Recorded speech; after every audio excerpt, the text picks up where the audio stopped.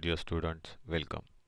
आज हम लोग इस क्लास के अंदर एक ऐसे चेकिंग इंस्ट्रूमेंट के बारे में जानकारी हासिल करेंगे जिसके इस्तेमाल से मास प्रोडक्शन में बहुत सारी वृद्धि हो गई है। इसका वजह यह है कि इस इंस्ट्रूमेंट की सहायता से मास प्रोडक्शन में जो जॉब्स पहले चेक करने के लिए या उसको इंस्पेक्ट करने के लिए बहुत सारा समय जाता था, वो इस इंस्ट्रूमेंट के ज़रिए कम हो गया, जिसकी वजह से बहुत सारे तादाद में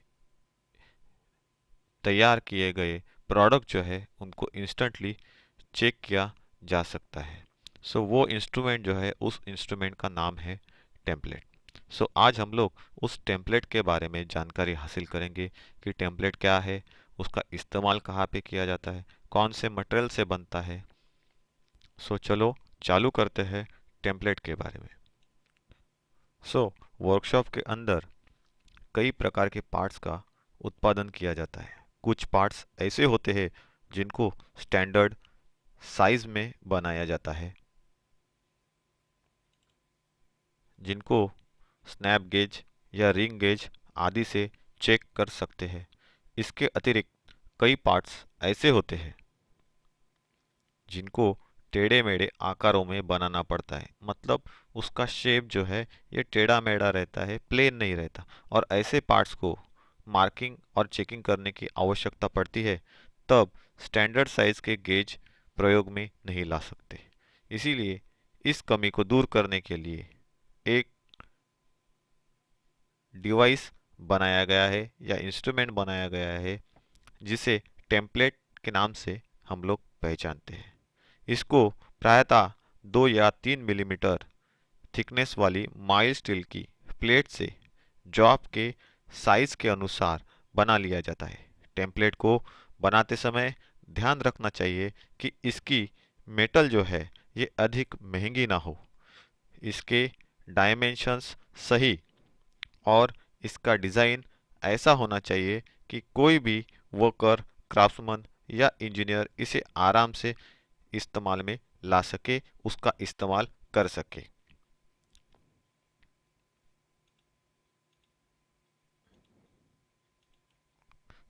इस टेम्पलेट के बनाने के पीछे कुछ एडवांटेजेस है, कुछ फ़ायदे हैं। टेम्पलेट का इस्तेमाल करने से क्या क्या बेनिफिट होता है वो हम लोग आगे देखते हैं। पहला जो अगर हम लोग उसका एडवांटेज देखेंगे वो है पार्ट्स का उत्पादन करते समय, मतलब प्रोडक्शन करते समय इससे मार्किंग और चेकिंग करना आसान हो जाता है और कम से कम समय में हम लोग वह ऑपरेशन परफॉर्म कर सकते हैं। मतलब क्या है कि आपके पास में अगर टेम्पलेट है तो टेम्पलेट के ज़रिए आप किसी भी जॉब की प्रोफाइल को डायरेक्टली रॉ मटेरियल के ऊपर मार्क कर सकते हैं।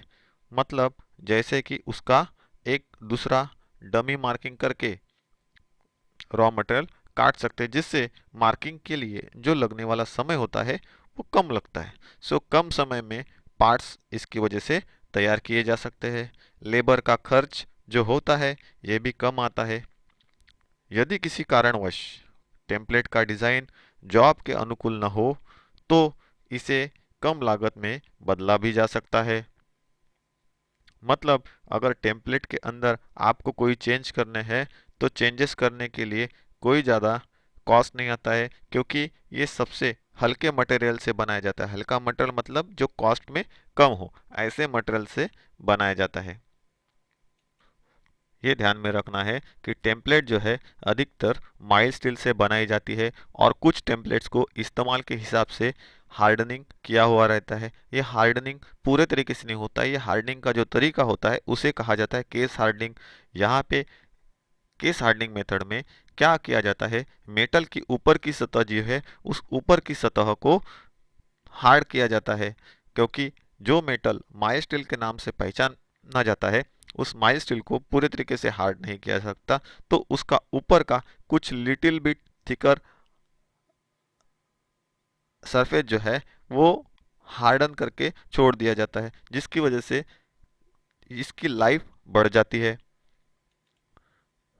एक टेम्पलेट किसी एक पर्टिकुलर शेप को ही चेक कर सकता है। अलग अलग शेप्स को चेक करने के लिए उन टेम्पलेट का इस्तेमाल नहीं किया जा सकता। जब प्रोडक्शन हाउस में या वर्कशॉप में एक ही साइज के एक ही शेप के बहुत सारे जॉब्स बनाने हैं, मैन्युफैक्चर करने हैं, तब उस समय पे उन जॉब्स की मार्किंग करने के लिए टेम्पलेट का इस्तेमाल किया जाता है। उसके ज़रिए टेम्पलेट को रॉ मटेरियल के ऊपर रखा जाता है और उसके थ्रू मार्किंग की जाती है, जिसकी वजह से मार्किंग के लिए लगने वाला जो ज़्यादा समय होता है वो बच जाता है और प्रोडक्शन जो है ये प्रोडक्शन इंक्रीज हो सकता है। इसकी वजह से जो नॉन टेक्निकल पर्सन है, जिसको इंस्ट्रूमेंट का इस्तेमाल करना मालूम नहीं है, वो टेम्पलेट के ज़रिए जॉब को अच्छी तरीके से चेक कर सकता है। लेकिन ये ध्यान में रखना है कि टेम्पलेट बार बार इस्तेमाल करने पर घिस सकती है, वेयर आउट हो सकती है, जिसकी वजह से उसके अंदर एरर आ सकते हैं। भले इसको इस्तेमाल करने के लिए नॉन क्वालिफाइड या जिसको मालूम नहीं है ऐसा बंदा इस्तेमाल कर सकता है, लेकिन इसको चेकिंग करते समय क्वालिफाइड बंदे से ही चेकिंग करवाना ज़रूरी होता है। ये इसकी एक खामी है। टेम्पलेट को पर्टिकुलर यूजर्स के बाद एक बार किसी टेक्नीशियन, क्राफ्ट्समैन या इंजीनियर के द्वारा कैलिब्रेशन सेक्टर में चेक किया जाता है और फिर अगर वो सही है तो इस्तेमाल में लाई जाती है, या फिर उसकी जगह पे नई वैसी ही काम करने वाली टेम्पलेट इस्तेमाल में लाई जाती है। कुछ मशीन्स ऐसी है जहाँ पे टेम्पलेट को फिक्स किया जाता है और प्रोफाइल रोलर जो होता है वो प्रोफाइल रोलर उस टेम्पलेट के ऊपर से चलता है और सही प्रोफाइल को जॉब के ऊपर कट करता है। जैसे कि एग्जाम्पल के तौर पे कोई प्रोफाइल लेथ है या फॉलोअप लेथ है, उसके ऊपर ये टेम्पलेट जो है ये फिक्स किया जाता है और उसके ऊपर रोलर लगाया जाता है, जिसकी मदद से सही प्रोफाइल जॉब के राउंड सेक्शन के ऊपर बनाई जाती है। मतलब लेथ मशीन में हम लोग जो सर्कुलर जॉब सोल्ड करते हैं उसके ऊपर अगर कोई प्रोफाइल बनानी है और कंटिन्यूसली उसको मल्टीपल नंबर्स में बनाना है तो उस समय पे इस तरीके का इस्तेमाल किया जाता है। इससे पहले हम लोगों ने टेम्पलेट्स और गेजेस के बारे में जानकारी ली थी। टेम्पलेट और गेजेस क्या है और दोनों में डिफरेंस क्या है? तो गेजेस जो है ये टूल स्टील से बनाई जाती है, तो टेम्पलेट जो है माइल स्टील से बनाई जाती है। टेम्पलेट अगर बात करेंगे तो वज़न में हल्की होती है, तो गेजेस जो है ये वज़न में हेवी होती है। टेम्पलेट को ग्राइंडिंग, लैपिंग, हार्डनिंग और टेम्परिंग की आवश्यकता नहीं होती। ज़्यादातर ये सभी प्रोसेस टेम्पलेट के ऊपर नहीं किए जाते। लेकिन अगर बात करेंगे गेजेस की, तो गेजेस को ग्राइंडिंग, लैपिंग, हार्डनिंग, टेम्परिंग आदि सभी की आवश्यकता होती है। ये सभी प्रोसेस गेजेस के ऊपर किए हुए रहते हैं। टेम्पलेट तैयार करने में कम खर्चा आता है और सस्ते में बन जाती है, तो गेजेस को बनाने के लिए अधिक खर्चा आता है। टेम्पलेट अगर बात करेंगे तो स्टैंडर्ड साइज़ की नहीं होती, यह किसी भी साइज़ की हो सकती है, वो जॉब के प्रोफाइल के ऊपर डिपेंड है। लेकिन गेज जो होती है, इन गेजेस को स्टैंडर्ड साइज में बनाया जाता है, डिपेंड होता है जॉब के ऊपर। टेम्पलेट को रफ सरफेस पे इस्तेमाल में लाया जा सकता है, लेकिन गेजेस जो है उनको हम लोग रफ सरफेस के ऊपर इस्तेमाल में नहीं ला सकते। टेम्पलेट का इस्तेमाल कम समय तक किया जा सकता है। गेज का इस्तेमाल अधिक से अधिक समय तक किया जाता है या किया जा सकता है और करना पड़ता है। उसकी वजह है कि गेजेस को मास प्रोडक्शन के लिए बनाया जाता है। एक ही तरह के हज़ारों साइजेस को चेक करने के लिए इसका इस्तेमाल किया जाता है, तो इसीलिए गेज उसी प्रोडक्शन हाउस के लिए बनाई जाती है जहाँ पे लॉट्स ऑफ क्वांटिटी में मास प्रोडक्शन किया जाने वाला हो। अन्यथा गेज बनाने का कोई फ़ायदा नहीं होगा, गेज महंगे हो जाएंगे। वही अगर बात करेंगे टेम्पलेट की, तो टेम्पलेट को सस्ते मटेरियल से, हल्के मटेरियल से बनाया जाता है, उसके ऊपर कोई प्रोसेस नहीं होता। इसके लिए टेम्पलेट को बनाना ज़्यादा महंगा नहीं होता है और ये कहीं भी इस्तेमाल में ला जा सकती है। टेम्पलेट का इस्तेमाल जो है अगर बात करेंगे तो जॉब की आकृति, उसका शेप जो है, जॉब की आकृति मतलब ही उसका शेप और मार्किंग और चेकिंग करने के हिसाब से किया जाता है। लेकिन गेजेस का इस्तेमाल जो है जॉब के जो डायमेंशंस है उन डायमेंशंस को चेक करने के लिए किया जाता है। मतलब क्या है कि गेज जो है किसी जॉब की प्रोफाइल को चेक करता है और पर्टिकुलर प्रोफाइल के लिए पर्टिकुलर साइज का टेम्पलेट का इस्तेमाल किया जाता है। लेकिन गेज जो है ये डायमेंशन को चेक करने के लिए बनाया जाता है। सो गेज आपको डायमेंशन करेक्ट है या नहीं है वो बताएंगे। तो टेम्पलेट जो है ये क्या काम करेगी, तो आपके प्रोफाइल जो होती है या जॉब का शेप जो होता है उस शेप को सेट होने के बाद ये बताएगी कि भाई आपका जॉब जो है ये जॉब सही तरीके से बना हुआ है। तो गेजेस और टेम्पलेट में ये डिफरेंट है। और गेजेस के बारे में इससे पहले भी हम लोगों ने हमारे फर्स्ट ईयर में बहुत सारी जानकारी हासिल की थी। सो टेम्पलेट जो होते हैं उन टेम्पलेट्स के ऊपर कुछ इन्फॉर्मेशन टेम्पलेट को बनाने के बाद प्रिंट की जाती है, लिखी जाती है। उसमें से पहली जो है वो कौन सी इन्फॉर्मेशन होती है, तो जॉब और उनका कॉन्टैक्ट नंबर उसके ऊपर प्रिंट होता है। साइज और थिकनेस जो होती है प्लेट की जो टेम्पलेट बनाने के लिए इस्तेमाल में आती है उसको मार्क किया हुआ रहता है। क्वांटिटी कितनी बनाने वाले हैं, मतलब एक टेम्पलेट से हम लोग कितनी क्वांटिटी का प्रोडक्शन कर सकते हैं, तो वो वहाँ पे मार्क होती है। उसके ऊपर बेंडिंग और फोल्डिंग के जो इंस्ट्रक्शंस होते हैं वो लिखे रहते हैं। ड्रिलिंग की रिक्वायरमेंट है तो ड्रिलिंग कहाँ पे करना है वो वहाँ पे मार्क किया हुआ रहता है। कटिंग इंस्ट्रक्शंस वहाँ पे दी हुई रहती है। और असेंबली रेफरेंस की जो मार्किंग है वो असेंबली रेफरेंस के मार्क कहाँ पे करने हैं कि आपको कहाँ पे इसके अलावा कुछ ऑपरेशन परफॉर्म करना है, तो वो असेंबली रेफरेंस मार्क वहाँ पे होता है। तो वही मार्किंग आप दूसरी जगह पे जॉब के ऊपर कर सकते हो। तो ये सभी चीज़ें हैं जो टेम्पलेट्स के ऊपर मार्क की हुई रहती है। तो स्टूडेंट एक बार वापस मैं आपको बताता हूँ कि टेम्पलेट की वजह से इंडस्ट्री को बहुत बड़ा फ़ायदा हो गया। बार बार जॉब के डायमेंशंस लेने की रिक्वायरमेंट नहीं होती बिकॉज ऑफ द टेम्पलेट। समय जो है ये वक्त की क्या हो जाती है, बचत हो जाती है, वक्त बचता है। ये वक्त क्यों बचता है, क्योंकि जॉब को चेक करने के लिए हम लोगों को मेजरिंग इंस्ट्रूमेंट का अगर इस्तेमाल करना पड़े तो उससे थ्रू जो जॉब को चेक करना है वो प्रोसेस बढ़ेगी, उसके पीछे बहुत सारे लोगों को लगाना पड़ेगा। और टेम्पलेट के सहायता से ये काम कम हो जाता है। सो इस टेम्पलेट की वजह से रिजेक्शन जो होता है किसी भी प्रोडक्शन में, तो जॉब का जो रिजेक्शन होता है प्रोडक्शन हाउस में वो रिजेक्शन की क्वांटिटी भी कम हो जाती है क्योंकि वो ना के बराबर हो जाती है। उसके बाद अगर बात करेंगे तो वर्कर जो है इस वर्कर का एफर्ट जो है ये एफर्ट सही तरीके से लगता है और वर्कर काम में या काम करते समय थकता नहीं है क्योंकि उसको मल्टीपल वर्क्स करने की ज़रूरत नहीं होती है।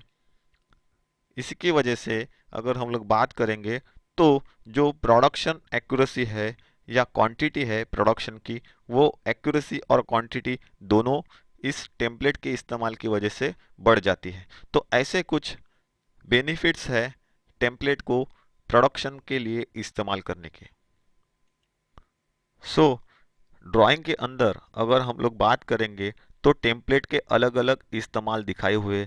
तो यहाँ पे फिगर नंबर 1 में आप देखोगे तो एंगल को या बेंडिंग किए हुए सेक्शन को चेक करने के लिए पर्टिकुलर टेम्पलेट्स बनाए गए हैं और उसके सहारे जो बेंडिंग किए हुए सेक्शन से उनको किस तरीके से चेक किया जाता है वो फिगर नंबर 1 में आपको दिखाया है। सेम वैसे ही फिगर नंबर 2 में है, फिगर नंबर 3 में है, फिगर नंबर 4 में है, फिगर नंबर 5 में है और फिगर नंबर 6 में वो दिखाया गया है। सो टेम्पलेट की सहायता से हम लोग खाली उन शेप्स को और साइजेस को चेक नहीं करते या वेरीफाई नहीं करते, तो उनके थ्रू हम लोग किसी रॉ मटेरियल के ऊपर सिमिलर जॉब की प्रोफाइल को मार्क कर सकते हैं। तो उसका भी एक बेस्ट एग्जांपल यहाँ पे दिखाया है फिगर नंबर 6 में।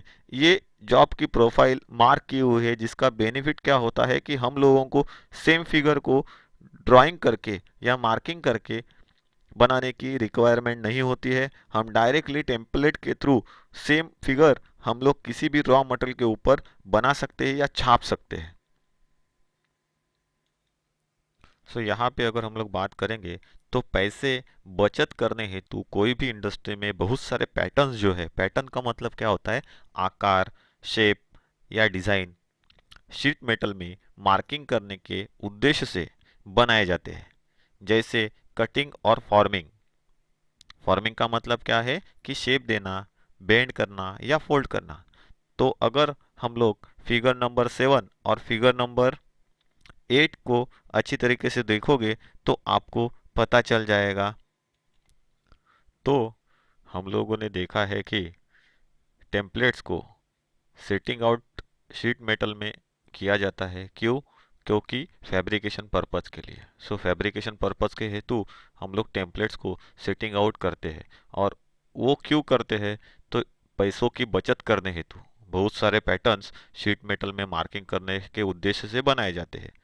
जैसे कटिंग, फॉर्मिंग, ओके, मतलब उनको शेप देना, बेंड करना या कट करना उसके हिसाब से। तो जैसे कि हम लोग फिगर नंबर 7 और फिगर नंबर 8 में देख रहे हैं, जो मैं पहले आपको बता चुका हूँ। सो अगर हम लोग बात करेंगे तो ये एक इंडस्ट्रियल वेंट है। वेंट का मतलब क्या है कि एक प्रकार का स्मोक काउल बोलते हैं उसको। स्मोक काउल मतलब क्या है? जो धुआं निकलता है इंडस्ट्री में से, उसको बाहर निकालने के लिए।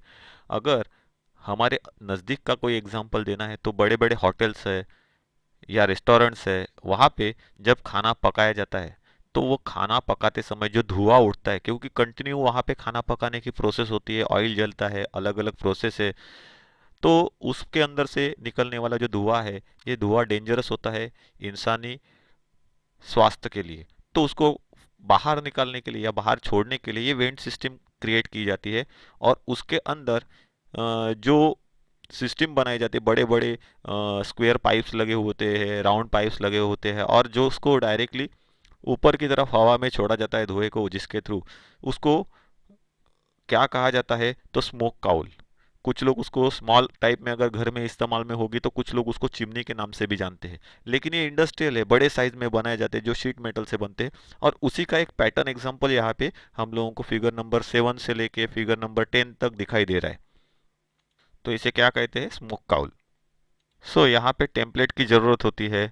जो काउंटर्स होते हैं उन काउंटर्स को चेक करने के लिए, काउंटर्स का मतलब जो पार्ट जुड़ने वाले हैं वो एजेस, ओके। सो उनको चेक करने के लिए टेम्पलेट्स की यहाँ पे ज़रूरत पड़ती है। तो अगर हम लोग फिगर नंबर 7 और 8 की बात करेंगे तो वहाँ पे ए, बी और सी में उन काउंटर्स को किस तरीके से दर्शाया है, मतलब क्या है, पार्ट जोड़ते समय जो पार्ट दूसरे पार्ट के साथ में जुड़ेगा उसको सही है कि नहीं, ये चेक करने के लिए वहाँ पे इन टेम्पलेट्स का भी इस्तेमाल किया जाता है। इस तरीके को हम लोग क्या बोलते हैं मार्किंग करने का और चेकिंग करने का? Development of a surfaces. उसी का एक बेस्ट एग्जांपल हम लोग फिगर नंबर 9 में दिखा रहे हैं। जब इन फॉर्मेशन को कंप्लीट किया जाता है तो वो किस तरीके से दिखता है, तो उसका एग्जांपल है फिगर नंबर 9। तो यहाँ पे इसका एक सिरा है, इसको कहा जाता है डक्ट। तो ये ट्रांसफॉर्मेशन है, मतलब जिसके ऊपर आपने टेम्पलेट का इस्तेमाल करके मार्किंग किए हैं, उसके एजेस को चेक किया है जो जुड़ने वाले हैं, और उसके बाद जब फाइनली उसको बनाया जाता है तो वो डक्ट 3 डायमेंशनल व्यू में या आइसोमेट्रिक व्यू में कैसे दिखाई देता है, वो यहाँ पे दिखाया है फिगर नंबर 9 के अंदर। इसका एक सिरा जो है ये सर्कुलर दिखाया गया है, बनाया गया है, और दूसरा सिरा जो है, निचला सिरा, ये स्क्वायर रखा गया है। तो ये दो तरीके से दो अलग अलग पार्ट्स को जोड़ने का काम करता है। एक साइड से सर्कुलर डक्ट को जोड़ता है तो दूसरे साइड से स्क्वायर डक्ट को जोड़ता है। मतलब क्या है? जो सर्कुलर पाइप जैसा एक पूरा का पूरा बड़ा सेक्शन बनाया हुआ रहता है धुआं बाहर निकालने के लिए, यहाँ पे वो सर्कुलर सेक्शन जोड़ा जाएगा, तो दूसरे साइड में स्क्वायर पाइप जो होता है वो स्क्वायर पाइप जोड़ा जाएगा। फिगर नंबर 10 को अगर हम लोग देखेंगे तो ये स्केल से मार्किंग करके डेवलप किया हुआ एक पैटर्न यहाँ पे दिखाया गया है। फिगर नंबर 10 में जो पैटर्न है मार्किंग करने के लिए दिया गया है, ये फुल साइज में दिया हुआ पैटर्न है, जिसको स्केल के जरिए हम लोग या पूरे डायमेंशन में हम लोग उसको शीट मेटल के ऊपर बनाने का काम करेंगे। और यह ड्राइंग ड्राइंग के डिपार्टमेंट से या डिजाइनिंग डिपार्टमेंट से फ्लोर में आता है, और इसका इस्तेमाल किया जाता है मार्किंग आउट पर्पज के लिए। और इसके ऊपर ही हम लोगों को, जो लोग प्रोडक्शन में काम करते हैं, डेवलपमेंट करने का उनको अलाउंसेस छोड़ना पड़ता है जॉइंट्स क्रिएट करने वाले सिम्स के लिए। मतलब जॉइंट देते समय आप किस तरीके का जॉइंट प्रोवाइड करने वाले हैं उस डेवलप होने वाले पार्ट को, उसके हिसाब से ये अलाउंस दिया हुआ रहता है। और अलाउंस के हिसाब से ही आपको क्या करना पड़ता है, एक्सेस मटेरियल वहाँ पे जॉइनिंग के लिए छोड़ना पड़ता है, क्योंकि ये खाली डेवलपमेंटल पार्ट पैटर्न है, उसके अंदर वो अलाउंस काउंटेड नहीं रहता है। तो यहाँ पे अगर हम लोग देखेंगे कि टेम्पलेट क्या है और उसको किस तरीके से इस्तेमाल में लाया जाता है, ये यहाँ से इस लेसन के ज़रिए, इस टॉपिक के ज़रिए हम लोगों ने सीखने की कोशिश की है। तो आज हम लोगों ने इस क्लास के माध्यम से यह सीखा कि टेम्पलेट क्या है, वो कौन से मेटल से बनाई जाती है, कहाँ पे इसका इस्तेमाल किया जाता है और इस्तेमाल की वजह क्या है।